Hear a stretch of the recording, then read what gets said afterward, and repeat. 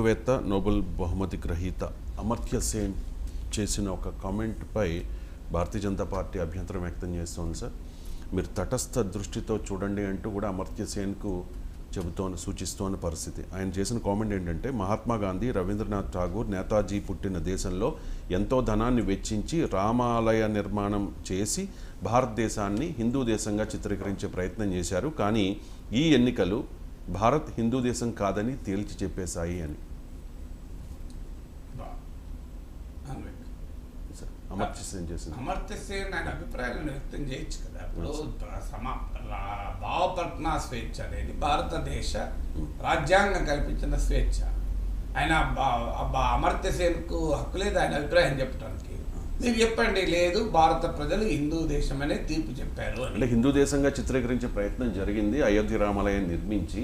లేదా ఆయన క్వశ్చన్ ఏంటంటే, భారత ప్రజలు హిందూ రాష్ట్ర అనే బీజేపీ ఐడియాలజీని తిరస్కరించారనే సెంట్రల్ పాయింట్. సో అది మీకు సిఎస్డిఎస్ లోక్నీతి స్టడీలో కూడా వ్యక్తమైంది. మీలో ఎంతమంది హిందూ రాష్ట్ర అంటే హిందూ దేశం అంటే అర్థం ఏంటి?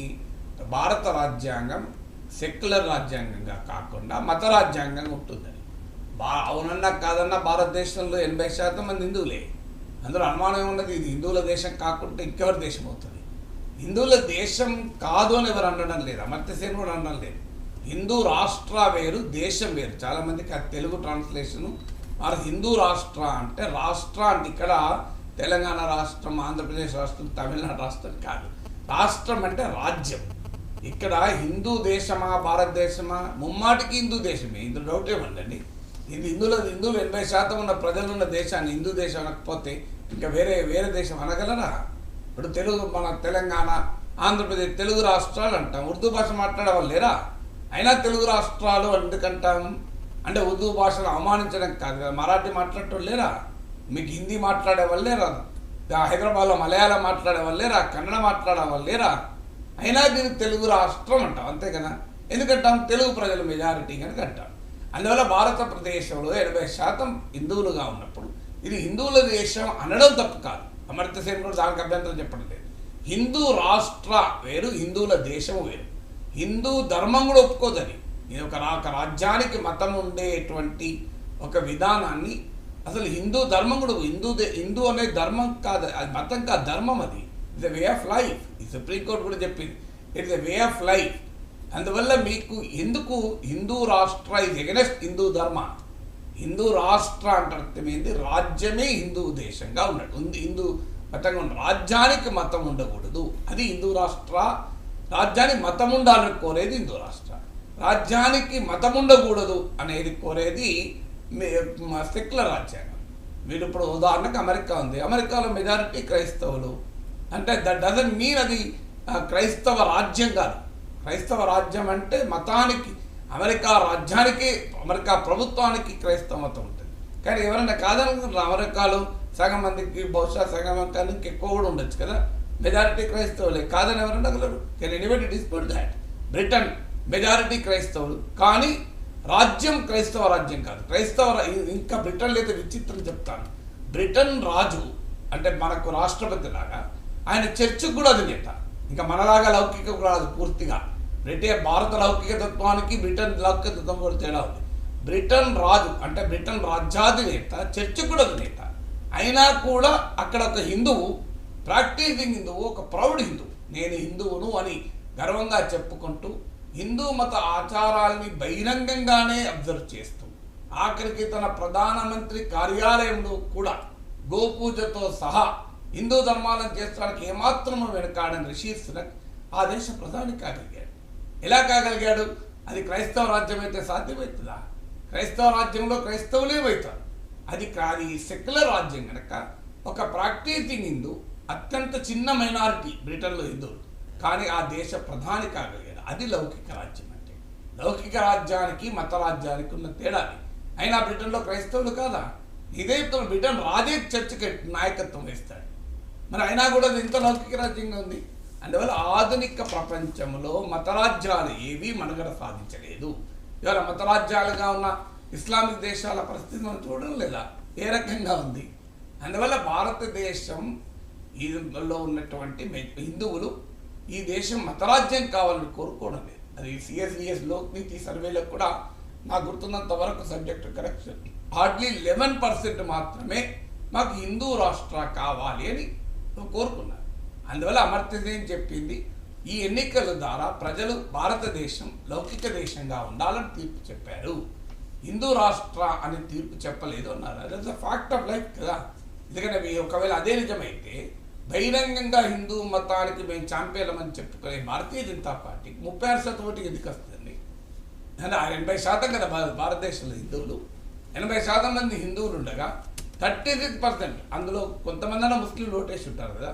ఇప్పుడు 8% ముస్లింలు ఓటేశారు సిఎస్డిఎస్ లోక్నీతి సర్వే ప్రకారం అని క్రిస్టియన్స్ ఓట్లేశారు కదా. కేరళలో, మణిపూర్లో, గోవాలో వేసారని బీజేపీ కూడా చెప్తుంది కదా, మా ముస్లింలు క్రిస్టియన్లు వేస్తున్నారు. అంటే 36% అంటే 33, 34, 32% మాత్రమే బీజేపీకి ఓట్లు వచ్చాయి. మరి బీజేపీకి వచ్చిన 80% మంది భారతదేశంలో హిందువులు ఉంటే 32% మంది ఎందుకు ఓట్లేశారు? ఈ 32లో కూడా హిందూ రాష్ట్రాలు ఓటేశారా?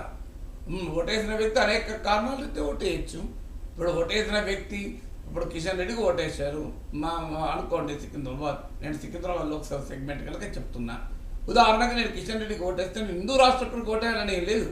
ఉన్న అభ్యర్థుల్లో కిషన్ రెడ్డి మంచివాడు, కిషన్ రెడ్డి అకౌంటబుల్, కేంద్ర మంత్రి అయినా కూడా ఫోన్ చేస్తే రెస్పాండ్ అవుతాడు, ఓ సమస్య ఉంటే వింటాడు, నా ప్రజాప్రతినిధి ఆ రకంగా నేను ఉండాలి అని నేను కోరుకోవచ్చు. నేను కోరుకుని ఓటే చాలు, హిందూ రాష్ట్ర కావాలని లేదు, రూల్ లేదు కదా. సో అలా అయితే ఎంత చాలా మంది హిందూ రాష్ట్ర కోటేశారు, అదే అమర్త్య సేన్ చెప్పింది. అందువల్ల హిందూ రాష్ట్రం వేరు, హిందువుల దేశం వేరు. సో రాష్ట్ర అంటే అర్థం రాష్ట్రపతి అంటాం. రాష్ట్రపతి అంటే తెలంగాణ రాష్ట్రపతి, ఆంధ్ర రాష్ట్రపతి, తమిళనాడు రాష్ట్రపతి. రాష్ట్ర అంటే అక్కడ రాజ్యాధినేత రాష్ట్రపతి. అంటే రాష్ట్ర అనే భాషకు స్టేట్ అనే మీనింగ్ వస్తుంది ఇంగ్లీష్లో స్టేట్కు రెండు ఉంటాయి. స్టేట్ అంటే రాజ్యము, స్టేట్ అంటే రాష్ట్రము. సో అందువల్ల హిందూ రాష్ట్రాన్ని అమర్త్య సేన్ అన్న దానికి కాన్సెప్ట్ అది. అందువల్ల ఏదో భారతదేశంలో హిందువులు లేరని అమర్త్య సేన్ అన్నాడని కాదు. India voted for a secular republic అనేది నిజం కదా. ఉత్తరప్రదేశ్లో రామాలయం కట్టిన చోట అయోధ్యలో బీజేపీ ఓడిపోయింది కదా. రామాలయం కట్టిన నియోజకవర్గంలో ఓడిపోయింది కదా బీజేపీ. రామాలయం కట్టిన రాష్ట్రంలో బీజేపీ భారీగా దెబ్బతిన్నది కదా, మామూలు దెబ్బతిన్నది కాదు కదా. మీరు గమనించారు, అయోధ్య ఒకటే కాదు, మీరు పుణ్యక్షేత్రాలున్న ప్రజలు, నేను ఎక్కడ ఎన్ఆర్సీ చూశాను, పుణ్యక్షేత్రాలున్న చాలా నియోజకవర్గాలు బీజేపీ ఓడిపోయింది. కాశీలో సాక్షాత్తు నరేంద్ర మోడీ పోటీ చేస్తే 3 లక్షల మెజార్టీ తగ్గిపోయింది, 3 లాక్ మెజార్టీ తగ్గిపోయింది, మామూలు విషయం కాదు కదా. సో మరి పుణ్యక్షేత్రాలను నియోజకవర్గాలు బీజేపీ అన్నింటిలో తెలిసిందా?